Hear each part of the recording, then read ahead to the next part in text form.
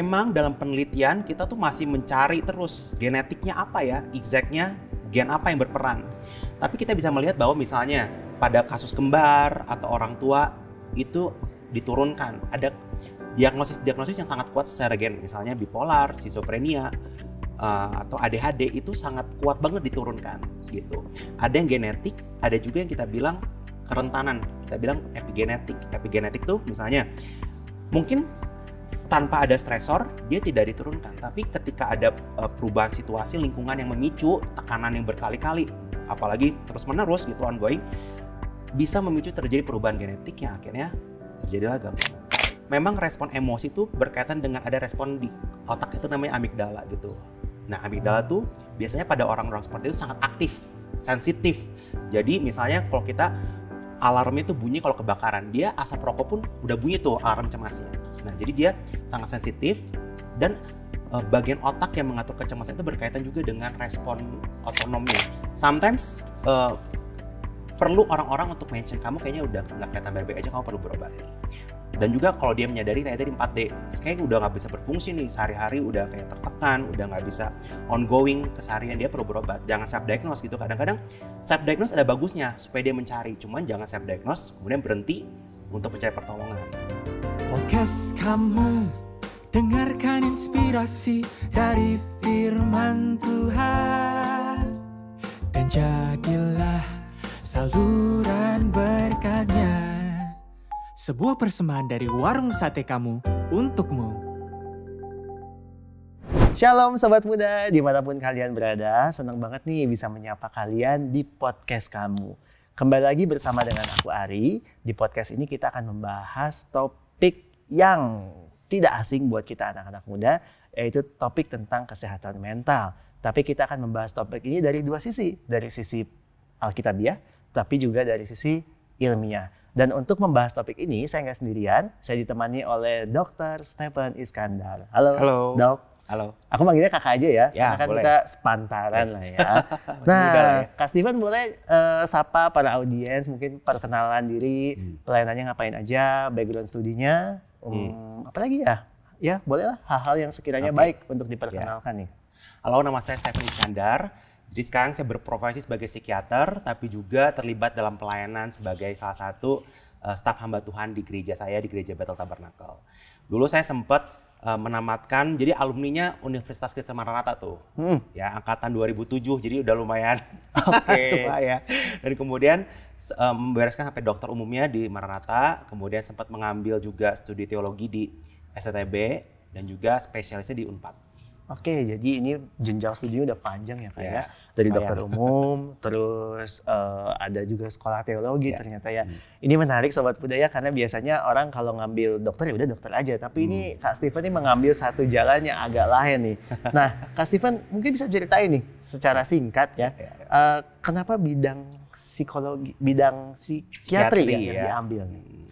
Jadi memang dulu waktu muda itu memang pengen terjun ke suatu bidang yang bisa terlibat banyak hal dalam pelayanan. Kebetulan dokter kan kayaknya bisa masuk ke berbagai macam kalangan ya. Itu jadi akhirnya saya mengambil dokter umum karena tertarik juga dengan ilmunya. Jadi akhirnya ambil dokter umum. Nah, dalam perjalanan dokter umum saya merasa kayaknya saya kayaknya perlu belajar lagi karena banyak hal yang luas dan perlu lebih spesialistis supaya lebih bisa menangani dengan lebih baik ya. Nah, karena banyak tuh pilihan yang mau jadi dokter anak, mau jadi penyakit dalam, bedah. Tapi setelah melihat perjalanan hidup ya, saya kecil juga banyak di pelayanan, sampai bertumbuh terus pelayanan. Akhirnya saya melihat, wah saya banyak banget menangani kasus-kasus berkaitan dengan masalah hidup, dengan kesehatan mental. Sehingga saya kayak ambil psikiatri gitu. Saya senang banget menganalisis orang, mendengarkan orang, menolong dalam hal seperti itu. Saya punya kemampuan ke arah sana, jadi saya ambilnya psikiatri gitu. Jadi supaya semakin tajam, karena di bidang saya pelayanan di gereja dan juga di kedokteran tuh arsirannya di psikiatri. Oke, jadi ada arsirannya di situ ya. Nah, ini aku baru tahu juga nih Kak, bahwa ternyata untuk jadi psikiatri dari dokter umum dulu Ya, ya, betul. nggak dari psikologi ya. Hmm. Oke, nah ini jadi note nih kalau buat sobat muda yang baru lulus SMA nih ya, mau mencari jalan karir Yeah. dan pengen ke arah psikiatri atau psikologi, ternyata ini ada jalur yang berbeda ya Betul. Kak ya. Wah, menarik Kak Steven ya, ini jalan karirnya. Tapi tadi kan ada sebut juga bahwa Kak Steven mengambil teologi di samping pendidikan dokter psikiatri ini. Bagaimana Tuhan menuntun Kak Steven untuk sampai pada panggilan ini? Nah, jadi waktu dulu tuh, waktu zaman SMA ya, saya menghadiri kayak retreat. Nah, retreatnya kebetulan dipimpin oleh Dr. Stephen Tong tuh. Waktu itu ada namanya NRTC, kemudian ditantang siapa yang mau menjadi hamba Tuhan. Tapi saya waktu itu nggak komit menjadi hamba Tuhan, tapi saya menyerahkan diri kemana Tuhan memimpin, saya mau taat. Nah, kemudian dalam perjalanan hidup, saya banyak dilibatkan di gereja dan saya merasa, aduh saya nggak cukup nih kemampuan saya untuk bisa melayani jemaat.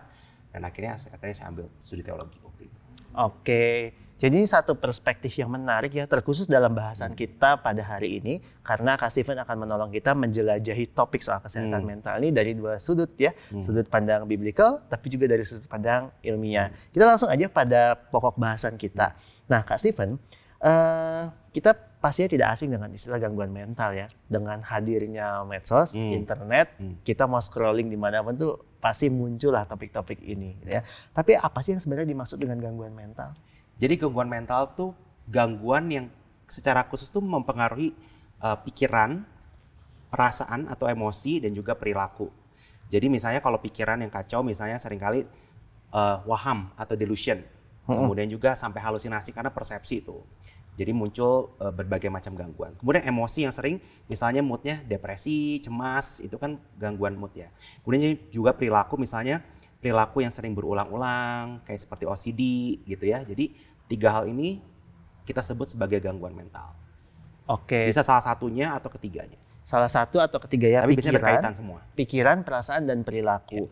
Nah, sampai di titik mana kita bisa menyadari bahwa ada something wrong dengan 3P ini, pikiran, perasaan, perilaku. Nah, itu juga penting ya, karena ada orang-orang yang nggak sadar dia mengalami gangguan atau enggak. Nah, jadi kita pertama ada 4D ini. Pertama, apakah dia menyimpang, deviant. Deviant tuh misalnya orang pada umumnya tuh biasa-biasa aja, kenapa dia reaksinya berlebihan tuh. Dia udah menyimpang. Kemudian apakah dia mengalami distress, tekanan. Jadi dia sendiri merasa, aduh nggak baik-baik aja nih dalam menghadapi keseharian tuh tekanannya tinggi. Kemudian dysfunction, misalnya udah gangguan pekerjaan, gangguan tidur, pola hidupnya, pola makannya, udah terganggu, bekerja pun konsentrasi. Dan terakhir dangerous, apakah hidupnya tuh udah berbahaya, misalnya dia mulai menyakiti diri, kemudian bahkan berpikir untuk mengakhiri hidup. Nah jadi 4D ini jadi tanda-tanda ini orang udah gangguan dan butuh cari pertolongan. Oke, jadi apabila kita atau mungkin teman kita melihat ada masuk dalam kategori 4D ini, mungkin kita bisa consider ya untuk mencari pertolongan profesional.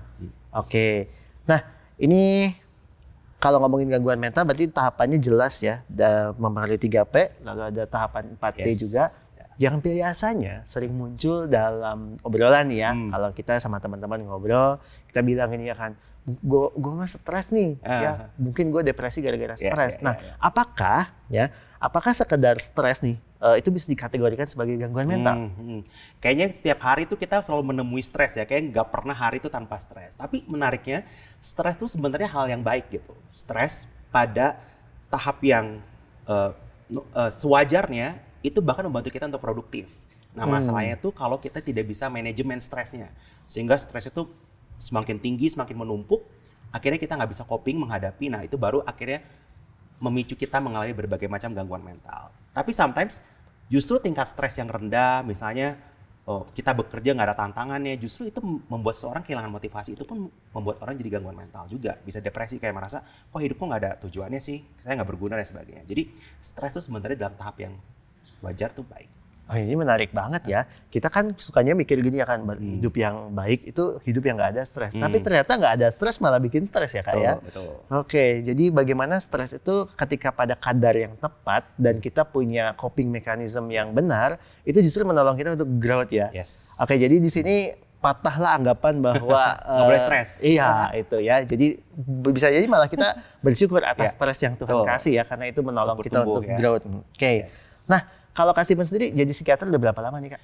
Psikiater saya 2 tahun. 2 tahun. Tentunya 2 tahun ini punya pengalaman banyak ya. Nah, dari pengalaman Kak Steven 2 tahun jadi psikiater ya, ada apa aja sih Kak gangguan-gangguan mental? Ya, jadi dulu waktu saya dokter umum juga nggak menyangka bahwa gangguan mental tuh sebanyak itu. Nah, setelah saya terjun jadi psikiater, banyak banget. Pertama, dari yang psikosis tuh sebutannya. Psikosis itu jadi gangguan jiwa berat, yang tadi muncul halusinasi, delusion.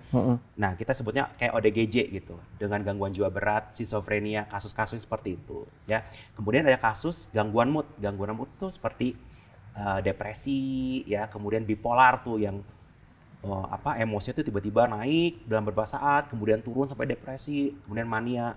Nah, perubahan mood. Kemudian juga ada gangguan cemas. Nah, gangguan cemas ini banyak macamnya. Dari gangguan cemas yang menyeluruh, kita bilang general anxiety disorder. Jadi sehari-hari tuh cemas mulu, orangnya nggak bisa tenang. Kayak alarm cemasnya tuh nggak berhenti-berhenti gitu. Ada juga sampai munculnya ke arah tadi trauma, PTSD, kadang bisa timbul cemas juga, kadang gangguan social anxiety, fobia. Jadi itu berbagai macam cemas dan ketakutan yang tidak wajar. Kemudian juga ada gangguan misalnya neurodevelopmental, jadi memang lebih ke arah biologis banget otak, kayak misalnya disabilitas intelektual, kemudian autis, ADHD.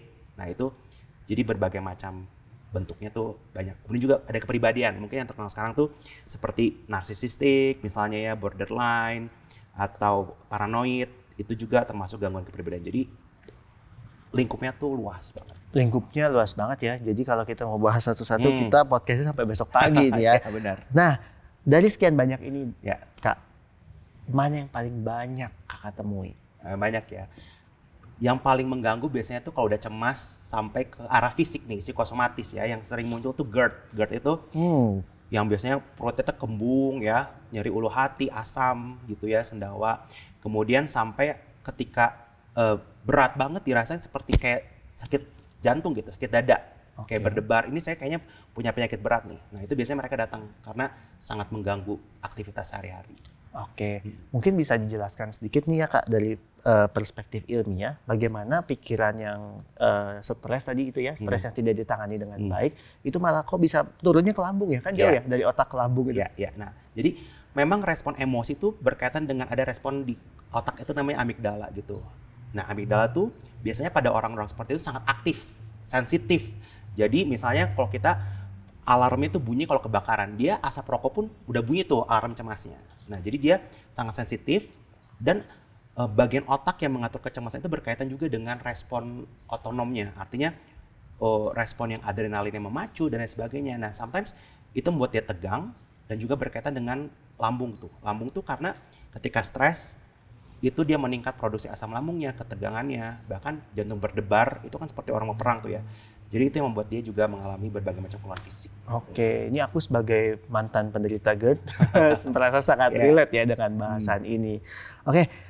Itu kalau gangguan yang sifatnya psikosomatis ya. Tadi menariknya ada banyak list yang Kak Steven katakan ya, ada bipolar, ada NPD dan lain-lain gitu ya. Bagaimana seseorang atau mungkin kita nih ya, kalau kita merasakan ada something wrong dengan mental kita, bisa sampai kita menemukan bahwa ternyata saya mengidap ini. Tahapannya gimana Kak? Ya, kadang kalau misalnya fisik tuh dia sadar ya, tapi seringkali justru yang sakit mental tuh awareness-nya atau kesadarannya tuh nggak ada. Cuman orang sekitarnya yang pusing, kenapa nih orang tuh kayak begini gitu kan. Kadang dia udah nggak makan berhari-hari, masih ya udahlah aku mau begini, sedih gitu ya. Sometimes perlu orang-orang untuk mention kamu kayaknya udah nggak kelihatan baik-baik aja, kamu perlu berobat nih. Dan juga kalau dia menyadari kayak tadi 4D, kayaknya udah nggak bisa berfungsi nih, sehari-hari udah kayak tertekan, udah nggak bisa ongoing keseharian, dia perlu berobat. Jangan self-diagnose gitu, kadang-kadang self-diagnose ada bagusnya supaya dia mencari, cuman jangan self-diagnose kemudian berhenti untuk mencari pertolongan. Nah jadi kadang self-diagnose tuh langkah awal untuk mencari diagnosis yang lebih benar gitu.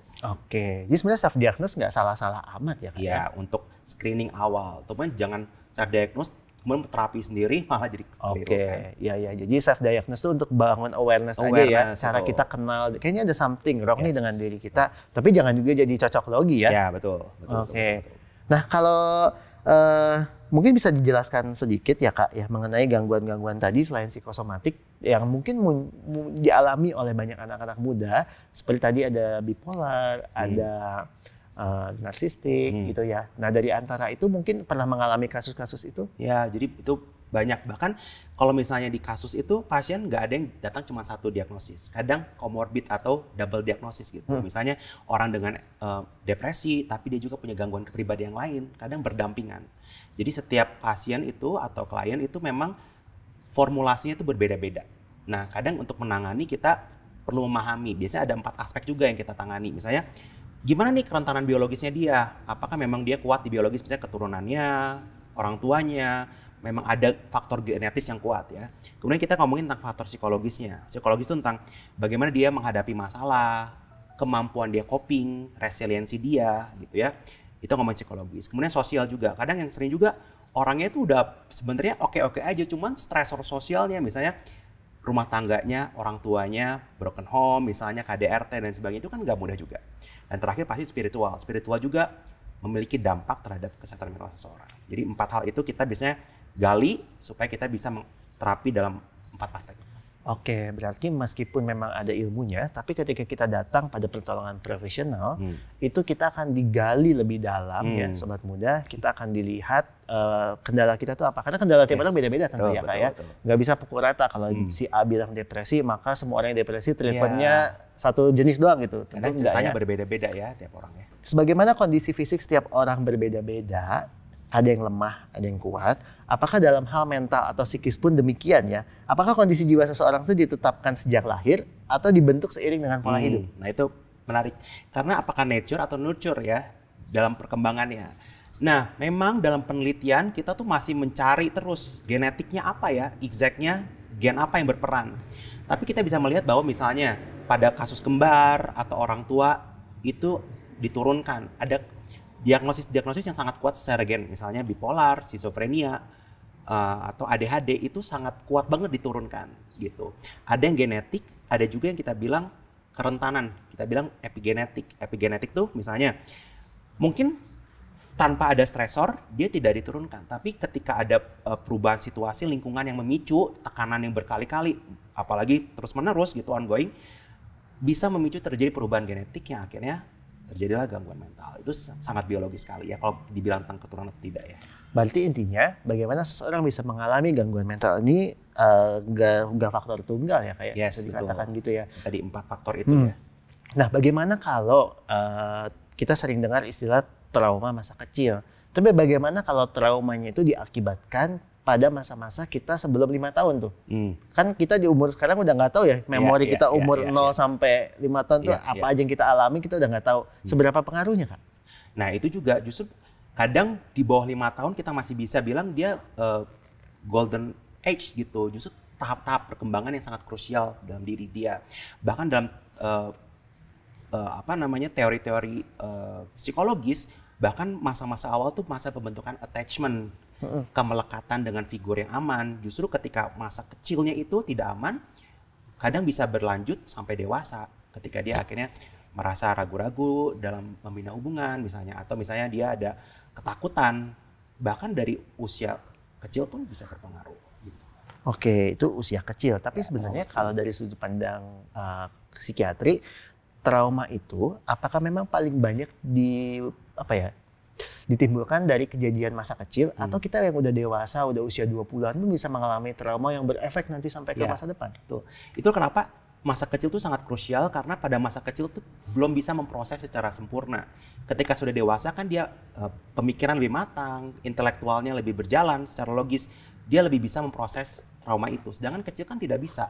Respon emosinya sangat kuat yang akhirnya bisa menimbulkan masalah tadi emosional ketika sudah besar.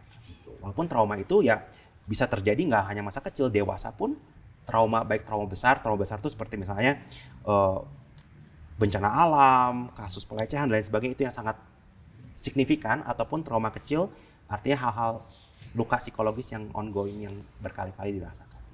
Oke, luka-luka psikologis ya.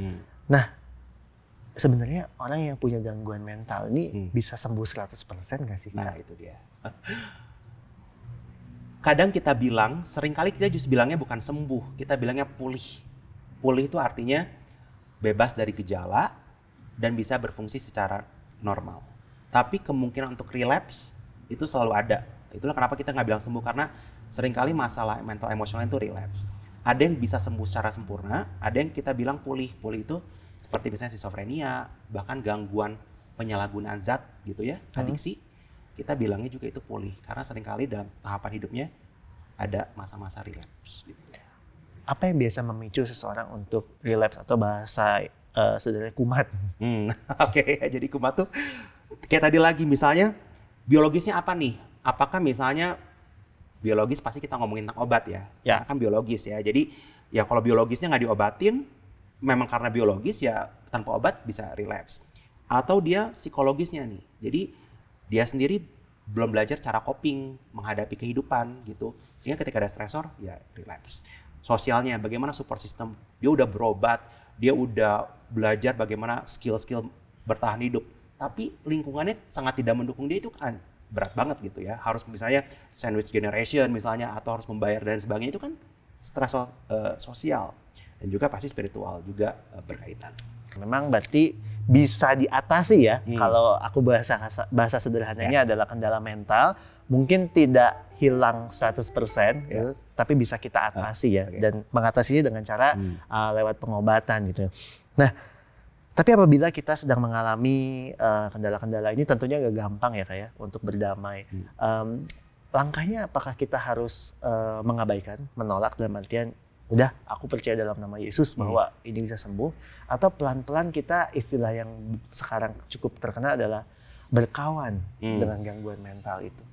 Nah, jadi menarik juga ya. Kalau saya bilang berkawan atau berdamai itu artinya kita accept bahwa saya punya kerentanan ini, saya struggling dengan masalah ini. Tapi tentu aja kalau berkawan tuh ditemenin terus, tapi ada sometimes kita harus hilangkan dalam hidup kita, gitu kan. Jadi ada hal-hal yang mungkin berat atau nggak bisa sekali akhirnya sembuh, pulih maksudnya. Ada hal yang kita, saya harus berproses ongoing dalam terapi ini, artinya berkawan berdamai ya, tapi dengan target ya nggak usah lama-lama, bahkan kalau bisa kita hilangkan dari hidup kita. Gitu. Oke, jadi berkawan ini bukan goalnya, ayolah kamu dibiarkan kita sampai mati, dipertahankan kita gitu kan. dalam artian kita, yaudah aku mah orangnya gini bakal gini gitu. Terus enggak kayak gitu ya. Tapi berkawan dalam artian kita menyadari kita punya kendala, kita dengan terbuka hati mengikuti segala terapi dan pengobatan ya, supaya kita lewat pertolongan Tuhan juga tentunya, dan lewat pertolongan para profesional kita jadi someone yang better ya Kak ya. Oke. Nah Kak, tadi dari sudut pandang ilmiah banyak banget ya, dan ini membuka wawasan, dan tentunya kalau podcast ini tuh agak kurang kalau kita mau bahas semuanya, karena kita keterbatasan waktu tentunya. Tapi kita mau masuk dari perspektif lain, dari perspektif Alkitab. Bagaimana Alkitab dan iman Kristen menanggapi orang-orang yang memiliki kendala mental? Nah itu, kalau kita lihat juga tidak banyak disebutkan langsung di Alkitab, tapi kita melihat banyak hal-hal yang terjadi. Misalnya istilah-istilah seperti hancur hati, bahkan Tuhan pun di Mazmur dikatakan Tuhan dekat dengan mereka yang hancur hatinya gitu. Jadi Tuhan pun merangkul orang-orang yang secara mental emosional down gitu. Bahkan kalau kita melihat salah satu tokoh di Alkitab, misalnya Elia. Ada yang banyak bilang bahwa Elia itu mengalami fase-fase dibilang depresi itu, karena pada saat itu dia begitu patah semangat, bahkan dia bilang aku lebih baik mati aja tuh. Tapi kita melihat bagaimana Tuhan menangani dengan baik sekali. Ketika Elia lagi down, Tuhan memberikan supportive. Supportive itu artinya dibiarkan dia untuk istirahat dulu, dia biarkan untuk diberi makan, berarti untuk pulih dulu tuh secara fisik, bisa beristirahat, bisa supportive gitu ya. Dan kemudian bukan hanya berhenti di situ, tapi kita melihat juga bahwa ini harus diberesin nih. Tuhan memberikan konfrontasi itu bahwa ada hal-hal yang sebenarnya dia perlu lakukan dalam kondisi dia gitu. Nggak cuma disupport tapi juga dikonfrontasi. Kalau zaman sekarang itu kita berikan arahan, bimbingan, nasihat mungkin dalam konseling ya, supaya dia juga bisa berkembang lebih baik. Gitu. Ini poin menarik ya Kak, bahwa ketika Elia mengalami depresi parah itu ya, Tuhan suruh makan, suruh tidur ya, pulih secara fisik. Bagaimana dengan kondisi kita nih di zaman sekarang? Karena kayaknya kita tuh kalau lagi stres kayak bilang bahwa gimana mau istirahat, gimana mau tidur, orang stres itu gimana tuh? Itu dia. Makanya perlu manajemen stres yang baik gitu. Kadang sebenarnya ketika kita identifikasi masalah kita, oh sebenarnya saya nggak bisa mengatur waktu dengan baik. Atau mungkin saya berekspektasi sangat tinggi sampai kita lupa realita kehidupan saya itu sebagai manusia yang terbatas gitu. Nah jadi kita perlu mengidentifikasi masalah kenapa saya begini gitu. Sometimes ya tadi nggak cuman psikologis juga, tapi mungkin kita sebenarnya butuh support sistem sekitar kita yang mendukung kita gitu. Oke, support system itu bisa berupa apa sih Kak? Yang paling mudah adalah kehadiran gitu, dimulai dari keluarga, tapi seringkali kenyataannya keluarga itu seringkali nggak ideal ya. Nah kita bisa dengan teman-teman dari orang-orang di gereja gitu yang mereka boleh hadir mendampingi kita dalam proses. Hadir mendampingi itu apakah sesederhana kayak kita, kalau misalkan kita tahu teman kita lagi stres gitu ya, lagi merasa overwhelmed dengan segalanya, kita sederhana aja, ayo makan yuk. Apakah bisa seperti itu? Ya bisa. Kadang mereka nggak butuh nasihat ya, bukan berarti mereka nggak perlu nasihat. Kadang mereka udah tahu apa yang harus mereka lakukan sebenarnya.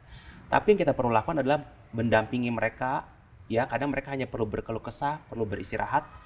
Kehadiran kita secara nyata, gitu telinga, atau kehadiran secara fisik, itu pun perlu. Bukan cuma perkataan aja, tapi tindakan fisik aktif yang nyata gitu. Oke, tindakan aktif nyata ya. Dan apabila kita sedang berusaha untuk melakukan manajemen stres nih, dari sudut pandang psikiatri, bagaimana manajemen stres yang baik yang bisa kita terapkan? Manajemen stres berarti gini, kalau misalnya tekanannya banyak, berarti load-nya nih yang kita perlu atur. Atau sebenarnya kita belum mampu coping. Coping misalnya ketika ada masalah, kita bukan mencari solusi, kita blaming ke orang lain nih, nyalahin gitu. Padahal mesti kita yang, saya bagaimana saya membereskan, tapi kita nyalahin, ini gara-gara bos saya nih, ini gara-gara atasan saya nih, ini gara-gara keluarga saya. Itu kita nggak bisa stres, akhirnya kita merasa tidak punya kendali dalam hidup saya gitu. Nah itu jadi perlu tuh, selain load-nya, bagaimana kita coping, solusinya berjalan, kemudian juga sometimes yang membuat orang semakin berat tuh karena banyak beban emosi yang numpuk dalam hidupnya. Nah dia perlu sadar nih, kadang udah masalah berat, tapi numpuk juga beban-beban emosi tentang kekecewaan, tentang kemarahan, sehingga masalah itu semakin berat karena banyak baggage yang dia bawa. Banyak bagasi ya. Nah, bagaimana kita bisa, ada nggak tips-tips praktis ya yang bisa kita lakukan ya untuk melepas bagasi-bagasi itu? Kalau aku sendiri pernah ke konselor ya, dan itu selalu dianjurkan untuk journaling. Dan puji Tuhan aku udah 1 tahun lebih ini rajin journaling gitu ya. Nah, tapi ada orang-orang yang aku tahu juga dia ke konselor, dia merasa bahwa aduh journaling apa sih itu? Ya kan aku mah nggak suka nulis ya. Yang ada malah nambah beban. Nah, selain journaling mungkin ada hal lain mungkin Kak yang bisa dilakukan? Nah, sebenarnya paling penting justru journaling. Jadi balik ke sana ya, karena gini, kita nggak bisa mengatasi sesuatu yang kita nggak sadari. Nah, journaling itu adalah proses supaya muncul awareness. Tapi kenapa orang ya males? Karena ya mungkin karena dia ada lagi down banget, nggak ada energi. Tapi sometimes kita perlu sadar bahwa dalam kesehatan mental tuh nggak cuma diagnosis, awareness, tapi what to do. Nah, dalam what to do-nya ini perlu journaling. Jadi awareness, kemudian ini dipetakan ya. Kenapa ya saya begini ya? Pikiran apa yang muncul ya? Perasaan apa yang saya bawa selama ini ya? Supaya terpetakan tuh semuanya. Nah, dari semua sudah terpetakan, maka kita baru bisa ada langkah-langkah terapi untuk beresin itu semua. Oke, apakah journaling itu baru bisa dilakukan kalau kita udah terdetek kendala mental kan? Atau dari awal kita boleh aja journaling? Boleh. Kadang-kadang bagaimana kita tahu, ya kalau misalnya dalam situasi-situasi kok saya merasa emosi saya nggak stabil ya. Nah kita boleh mulai self-reflection gitu ya. Kenapa ya emosi saya di situasi itu nggak stabil ya? Kenapa saya kalau ketemu orang seperti ini, saya nggak stabil? Kenapa di situasi-situasi seperti ini saya nggak tenang dan nggak stabil gitu? Itu bisa. Oke. Ada hal lain nggak selain journaling? Karena ada orang-orang yang aku kenal juga nih ya, untuk membuang stres dia bilang gini ya kan, daripada menangis mending berkeringat. Jadi dia lari tuh ya, sampai puluhan kilo. Kayak contohnya depresi ya. Dalam penelitian ternyata salah satu yang bisa meningkatkan moodnya adalah dengan olahraga, karena meningkatkan dopamin, serotonin gitu. Itu olahraga sangat berpengaruh banget. Kemudian kita bisa lakukan juga dengan biblioterapi tuh. Biblioterapi itu adalah kita belajar dari buku-buku untuk kita, oh ya, ini what to do nih, apa yang saya lakukan, biblioterapi. Juga bisa ya, ternyata tubuh kita tuh sebenarnya memberikan alarm kalau sebenarnya kita butuh istirahat aja sih. Gitu. Nah, bagaimana kita menarik garis batas yang jelas antara tadi ya journaling, terus olahraga, baca buku sebagai pendamping atau sebagai cara untuk kita coping management. Tapi bagaimana supaya itu tidak jadi pelarian? Karena kan tetap itu bukan jadi solusi utama ya. Nah, bagaimana tuh Kak? Ya itu, jadi kalau misalnya udah dilakukan berkali-kali, tapi kok nggak membaik sih, tetap menghadapi isu yang sama, mungkin sebenarnya bukan usahanya yang kurang, tapi mungkin nggak tepat aja. Kita belum sampai masuk ke dalam akarnya. Itulah kenapa kita memang butuh bantuan profesional yang mereka udah paham dan membantu kita untuk mempercepat proses itu. Gitu. Oke, ya. Berarti tetap harus ada pertolongan ya dari luar. Dan bicara soal pertolongan tentu kita tidak bisa lepaskan dari pertolongan ilahi ya, dari pertolongan Tuhan. Nah, bagaimana kedekatan kita, relasi kita yang intim dengan Tuhan itu menolong kita coping with the stress, bahkan the mental health issue sekalipun. Nah, itu menarik sekali. Karena bagaimanapun juga kalau kita ngomongin tentang kebenaran firman Tuhan, itu ngomongin tentang value gitu. Value tuh banyak hal, value kebenaran Alkitab tuh menjawab permasalahan mental kita sebenarnya gitu. Contohnya kalau saya ambil kasus ya tentang kepercayaan diri seseorang ya. Kadang dalam pandangan yang humanis gitu ya, kita merasa yaudah kita harus percaya diri aja karena kita yakin dengan diri saya punya potensi apa, menghargai kelebihan saya, menerima kekurangan saya. Itu hanya berhenti pada self-oriented gitu ya. Tapi sometimes firman Tuhan membawa kita perspektif yang lebih jauh gitu. Kita melihat bahwa diri saya dalam keterbatasan saya adalah diciptakan dengan indah untuk suatu perbuatan baik yang Tuhan persiapkan. Bukan saja dengan baik, tapi ada purpose di situ. Nah, itu memberikan jawaban yang melegakan bagi orang-orang yang kesehatan mental. Dan saya rasa bukan hanya jawaban, tapi di dalam firman Tuhan, di dalam Tuhan ada power untuk melewati itu. Ada pertolongan yang nyata ya. Oke, keywordnya ada power. Ya. Jadi ketika perasaan-perasaan kita, kadang ketika kita merasa stres ya, tentu pikiran kita tuh terasa berisik ya. Banyak banget suara-suara. Semisal ketika kita mungkin sedang stres dalam mengerjakan skripsi yang gak kelar-kelar, umumnya suara yang muncul adalah emang kamu salah jurusan, emang kamu udah mentoknya di situ gitu ya. Nah, bagaimana kita bisa mengontraskan suara-suara buruk ini, Kak, supaya kita tetap bisa believe pada apa yang firman katakan tentang kita. Nah, itulah kenapa butuh pertolongan profesional, misalnya kayak psikolog, psikiater. Karena sometimes orang pun nggak sadar bahwa itu adalah negative thought yang muncul. Nah, kalau dalam praktek saya meyakini bahwa psikiater atau psikolog pertolongan kesehatan mental itu dalam integrasi ya, kita sebagai jembatan sampai mereka menemukan jawaban di dalam Tuhan. Jadi misalnya, oh ya kamu tuh konsepnya tuh seperti ini, tapi instead dia membereskan secara humanistik dirinya sendiri. Dia bawa kepada Tuhan bahwa kenapa saya punya belief yang negatif yang seperti kalau kita bilang menipu saya tidak sesuai dengan kebenaran. Saya perlu percaya sesuatu yang real berdasarkan firman Tuhan. Kayak tadi misalnya aku nggak berguna, aku tidak cukup baik. Kita balik ke firman Tuhan yang menguatkan kita. Misalnya di dalam kelemahan kamu menjadi kuat. Tuhan mempersiapkan suatu perbuatan baik, pekerjaan baik dalam hidup kita. Nah itu yang kembali. Apakah ini bisa kita katakan bahwa perasaan kita yes satu sisi valid tapi belum tentu benar? Ya betul itu betul banget. Jadi kadang perasaan itu muncul tapi kadang bukan realita.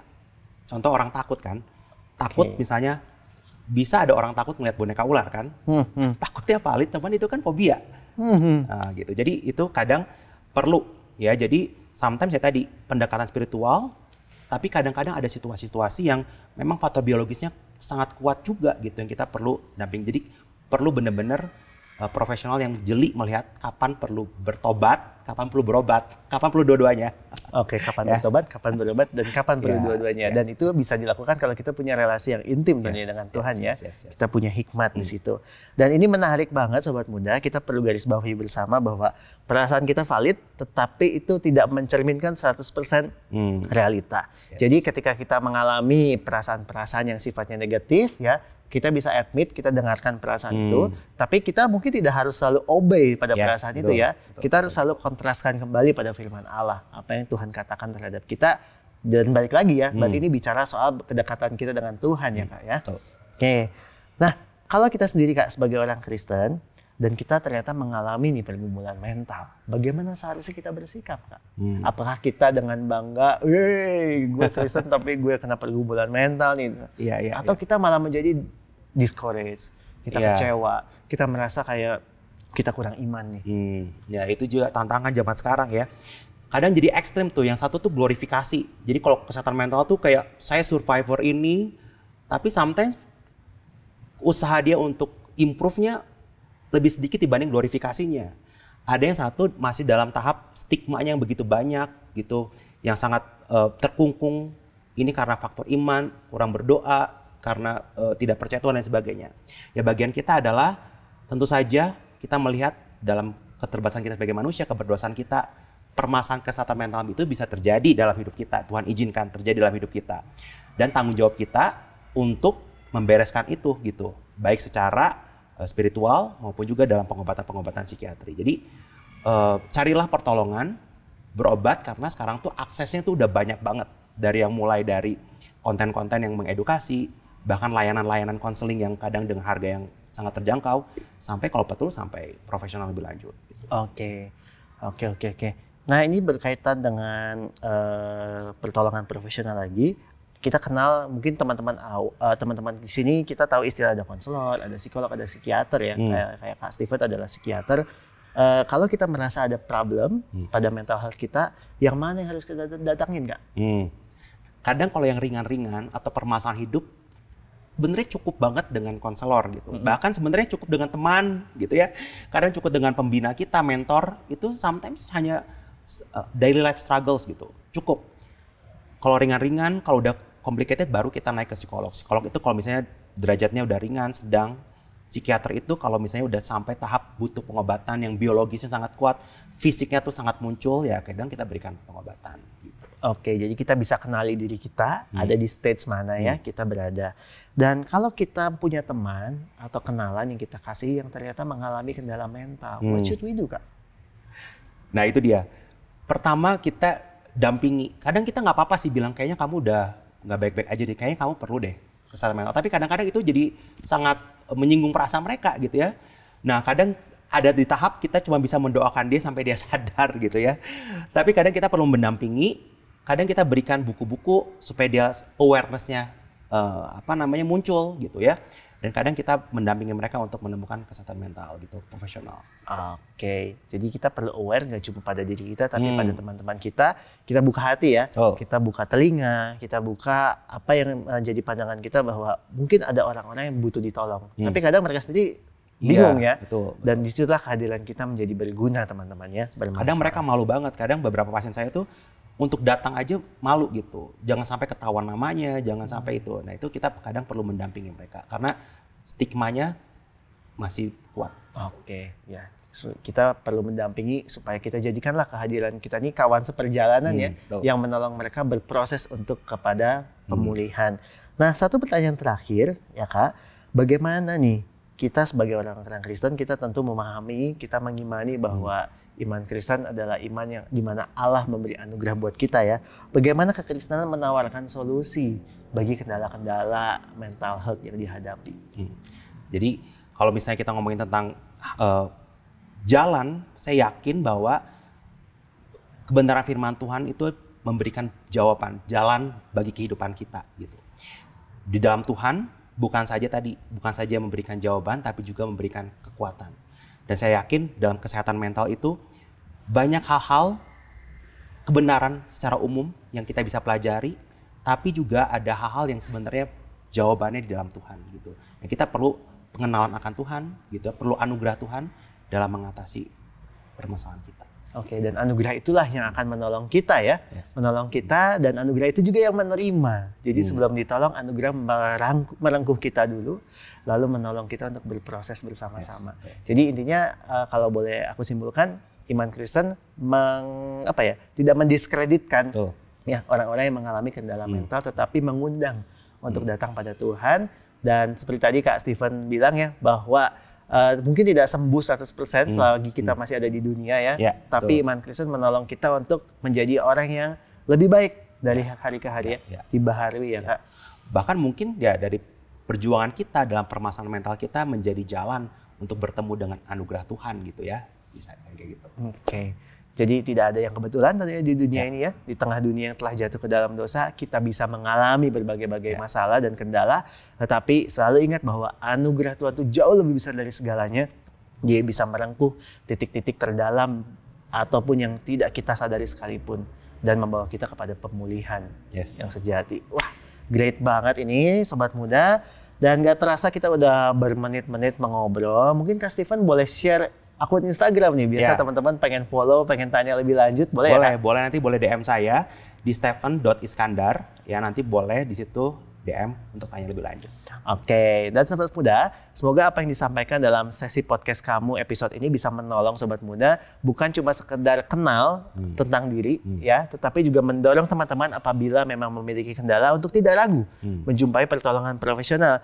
Dan yang terutama menolong kita untuk semakin bergantung pada Tuhan. Jadi kalau saat teduhnya bolong, boleh ya diperbaiki lagi ya, dibangun lagi saat teduhnya, supaya kita sama-sama nggak cuma punya mental yang kuat, tapi iman kita juga kuat. Amin. Oke Kak Stephen, boleh ya kita tutup podcast ini dengan berdoa. Kita ajak Sobat Muda semua yang dimanapun kalian lagi mendengarkan ini dan kapanpun, yuk kita doa bareng-bareng. Ya.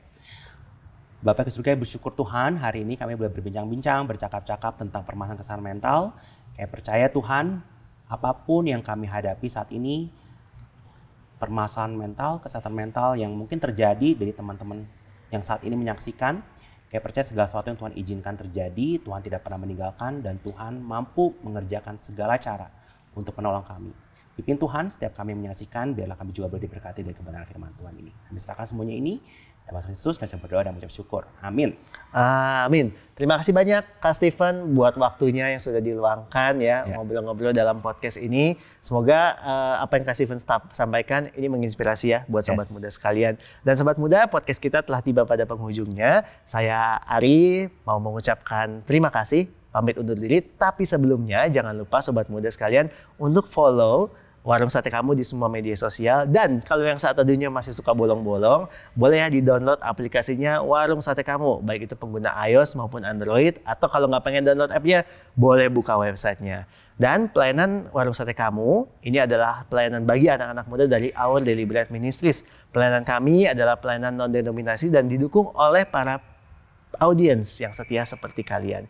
Apabila kalian tergerak dan terberkati oleh podcast ini, teman-teman boleh dukung dengan scan QR di bawah ini. Terima kasih, sampai jumpa di episode selanjutnya. Dadah. Terima kasih telah mendengar podcast kamu. Kami berdoa kiranya podcast ini menolongmu semakin bertumbuh mengenal Tuhan. Jangan lupa juga untuk follow channel podcast ini, karena akan ada konten-konten menarik yang akan kami upload secara reguler. Sampai jumpa lagi. Podcast kamu. Persembahan dari Warung Sate Kamu.